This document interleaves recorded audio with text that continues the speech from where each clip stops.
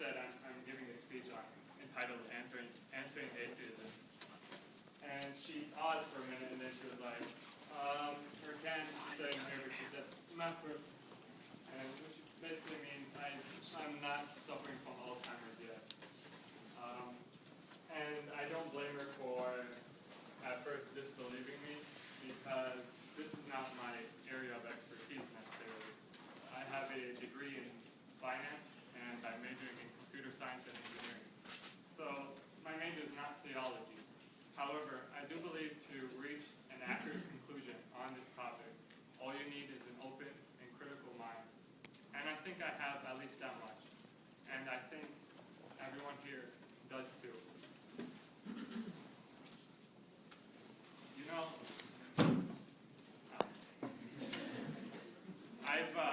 I've noticed in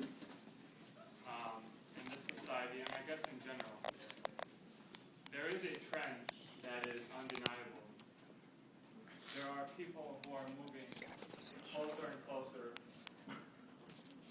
to extremism, and on the other hand, you have people moving towards complete atheism. And I believe as Muslims, we have a duty, because we know the truth. We have a duty to present evidence that supports the truth. Because the Prophet Muhammad, peace be upon him, says, if a Muslim sees wrong in society, he has a duty to try to change it first with his hands, and if he can't, with his tongue, and then if he can't, just in his heart. And I have a opportunity today to hopefully change some of your minds with my tongue. And so I decided to seize that opportunity. In preparation for today, I scoured the internet searching for the most common and prominent atheist arguments. And I came across 4 that were most commonly repeated and I felt had the most weight intellectually. And so I decided to refute those arguments. I will say I had really stressed that I should not offend anyone. But while I respect other people's opinion, I don't necessarily think that other people's opinion is necessarily right. There is a clear right and wrong in this issue. There's not, it could go either way.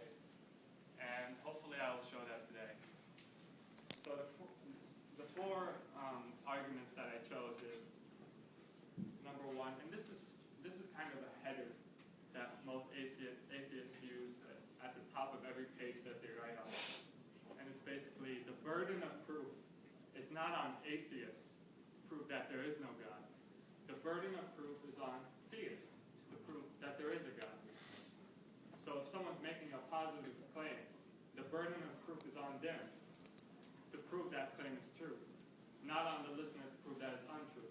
As an example, if a scientist comes to you and says, I solved such and such equation, you're not obligated to prove that he did not solve the equation. He's obligated to prove that he did and show you the solution.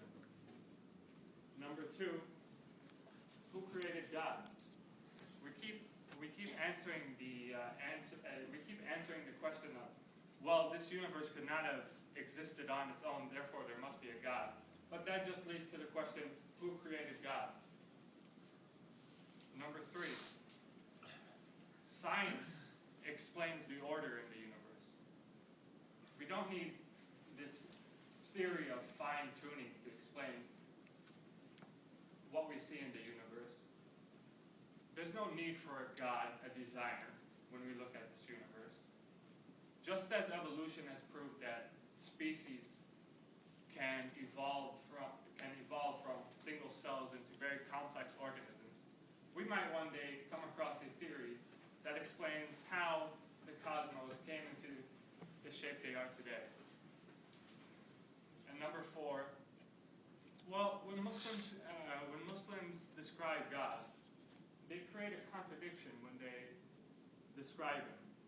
So first they say he's all-knowing. And then they say, well, you have freedom of choice. Well, if he knows what I'm going to do, am I really free do I really have that choice? Those are the four arguments that I found most commonly repeated, and I will hopefully answer all of them. The first argument is the burden of proof is not on atheists to prove that there is no God. The burden of proof is on theists. That is absolutely true. It is on theists. And I believe sometimes when this argument is repeated, it's as if to imply that theists have not proven the existence of God. When they have proven the existence of God since the beginning of civilization, and they continue to prove it until they're blue in the face, and no one seems to respond to their proof, not then and not now, not today. The proof is very simple, as it ought to be, because otherwise we would not be obligated to reach that conclusion, that there is a God. The proof goes as follows. The universe exists. Within the laws of the universe, no explanation for the existence of the universe can be given. That is, there is no creation of matter and energy in the universe that comes from nothing. There just isn't. Therefore, it follows that if within the laws of the universe, this universe cannot exist, and this universe for sure does exist, there must be a being that's above the laws of the universe that caused this universe to exist, a being upon whom the laws of the universe don't apply. It's very simple logic. Now, one of the ways an atheist may respond to this proof is to say, well, maybe science has not explained the existence of the universe yet, but we believe that it will in the future. Eventually, we will find a solution. Well, but then you have to remind them with the argument he started with. Those who are making a positive claim must provide a proof for that claim. If you're claiming that science can explain the universe, show me the proof. You cannot say, I believe that science will provide the proof. You have to show me that proof before I can give you any sort of validity to your claim. If you just liberate yourself from the obligation of proof, then you might as well just believe in anything. Why not believe in unicorns? At least there isn't science against the existence of unicorns, but there is science against something coming from nothing. There is clear science about that. But when you take the vastness of the universe and you calculate the probabilities, maybe there is another planet just like Earth, where God decided to start life on, and creatures evolved on. And one of them turned out to be a horse with a bone extruding from their forehead. Maybe there is a unicorn. At least there isn't science against that.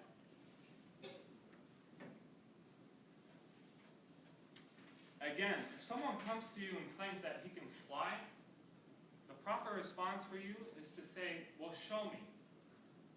It doesn't logically follow for him to say, no, you prove that I can't fly.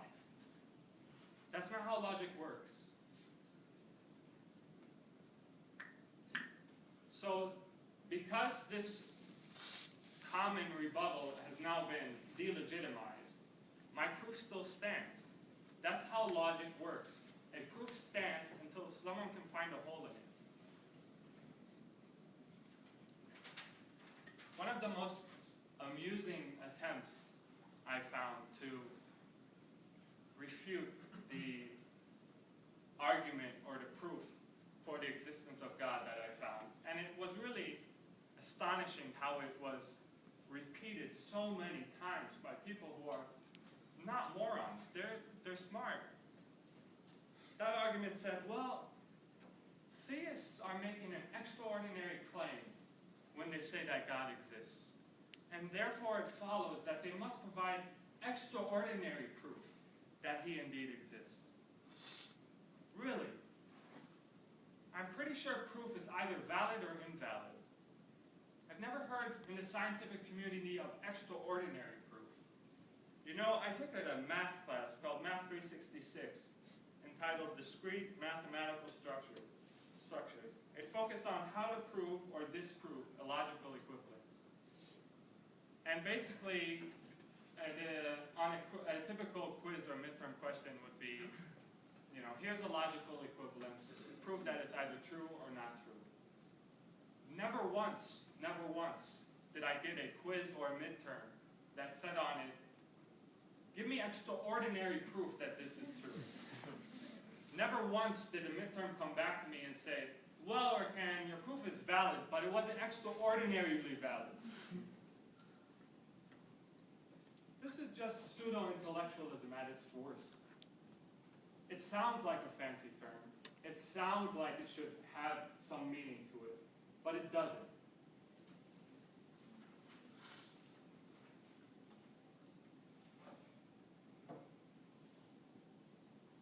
The second argument they say is, well, who created God?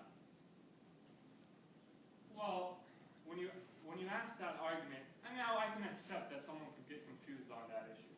I can accept that. But there's a very simple answer to that. When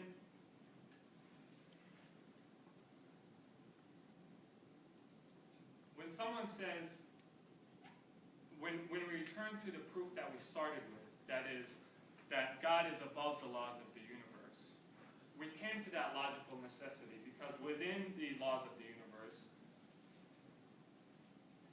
everything has to have a beginning.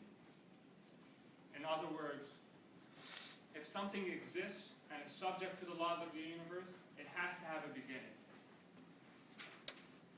But if you return to my proof, you'll remember that I said, well, if the universe cannot exist from a being that is subject to the laws of the universe, there must be a being that is above the laws of the universe.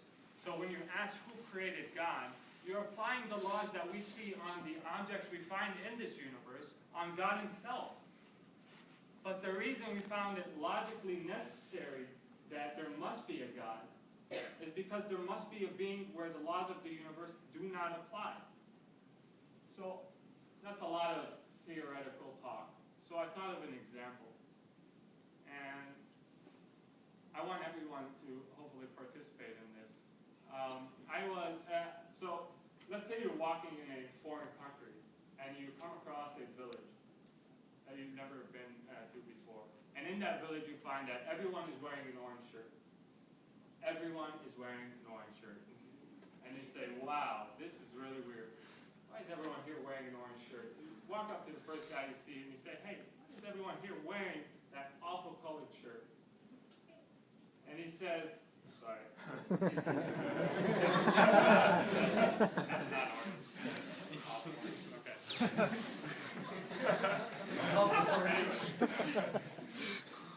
Anyways, so he responds, well, there's a dictator in this village. And he dictates that everyone in this village must be wearing an orange shirt at all times. And his enforcement system is absolutely perfect. Everyone in the village has to be wearing an orange shirt at all times. So if I told you there's a taxi cab driver in that village, what color shirt do you think he's wearing? How about an engineer? Okay, how about the dentist?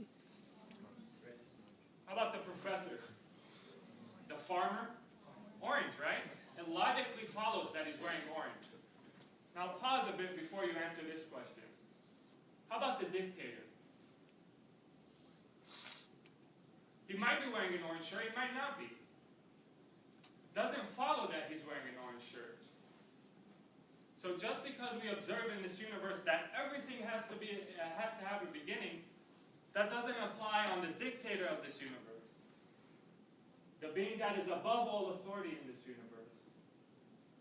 To say or to ask who created God is precisely like assuming the dictator must be wearing an orange shirt, which is